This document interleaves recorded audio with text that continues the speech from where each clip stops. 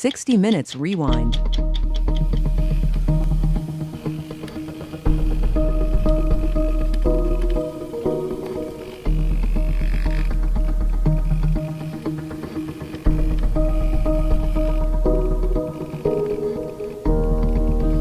On July 22nd, 1975, tragedy struck Boston, Massachusetts as a fire erupted on the 5th floor of an apartment on Marlborough Street, and 19-year-old Diana Bryant and her 2-year-old goddaughter, Tiare Jones, were stuck on their fire escape. As firefighters were extending their turntable ladders to rescue the two, the fire escape collapsed, and Diana Bryant fell to her death. But fortunately, the 2-year-old survived after falling on top of her godmother.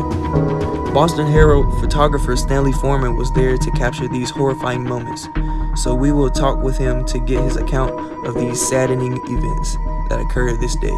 Good morning, Mr. Forman. Can you give me any recollection of what happened on July 22nd, 1975? Well, good morning. I would like to thank y'all for having me. Well, I can recall it being a regular day in the office until I got a call about a fire on Marlborough Street. So once I arrived at the scene, I followed one of the fire trucks and I ran to the back of the building because I could recall hearing a yelling for a ladder because people were stuck on the fire escape. I remember Bob O'Neill being the firefighter on duty at this time, and I remember him climbing on the roof to get a nice visual of the two victims. But as he reached for the ladder to bring them to safety, the fire escape collapsed. How did you manage to catch such horrifying events? I can remember arriving at the scene trying to beat everyone to the best position possible. So I climbed on the fire truck to make sure I got the best angle that I could. And I honestly thought I was going to catch another rescue picture. But when I realized the fire escape collapsed, I just turned my back and started shooting as they were falling because I didn't want to see them hit the ground. I can still remember turning and shaking once I heard the impact of the bodies hit the concrete. I understand there was a lot of controversy surrounding the picture at that time. How do you feel about the critics of your photo? To be quite honest with you, I was never bothered by controversy. I honestly don't think the image was that horrific.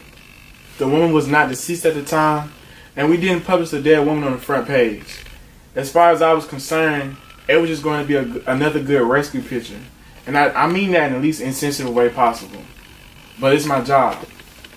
Well, do you feel like publishing the photos on the front page of the Boston Herald was the correct thing to do morally and ethically? I'm not sure if being a photographer makes me biased. Well, it actually does. So I do. At the time, I never realized how impactful and big the photos were going to be. I didn't even realize how dramatic the photos were until I had developed the film. I didn't know what I captured until after the fact.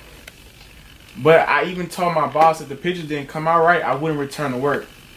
I wasn't responsible for publishing the photos. I was just as shocked as everyone else to see my photo on the front page.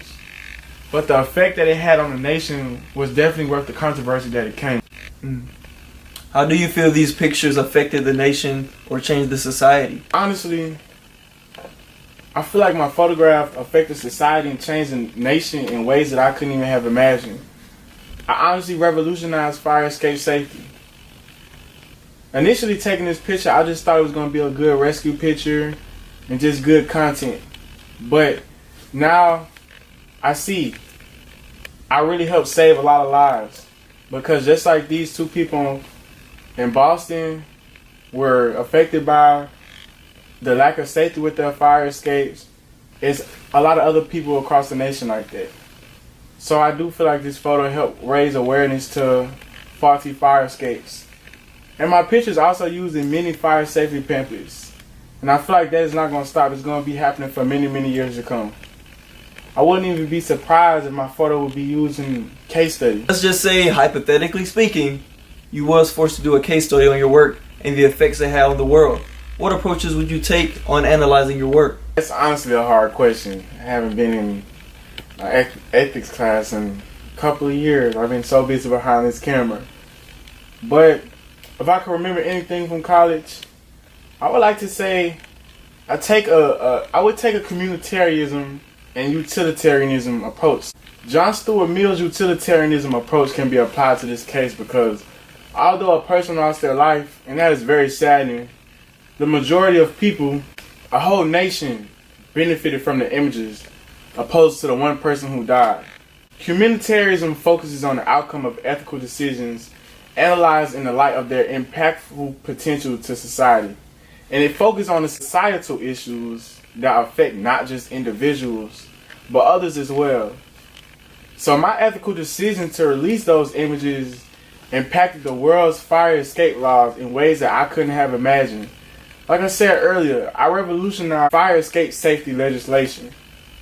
So I definitely think communitarianism, and utilitarianism can be applied because communities were happy. And in both of these cases, in both of these approaches, happiness is like seen as the highest thing or the most important thing in life. Intellectual happiness, physical happiness involving physical pleasure, just happiness in general. Being so that you gave such great approaches, can you apply any ethical models? Well, one model that I can say I see relevant to this case is the circles of intimacy. And I say that because when it comes to photojournalism, sometimes you can't always lose control over the circles of intimacy because as photographers, we have to decide whether some images are intrusive or newsworthy. 60 Minutes Rewind.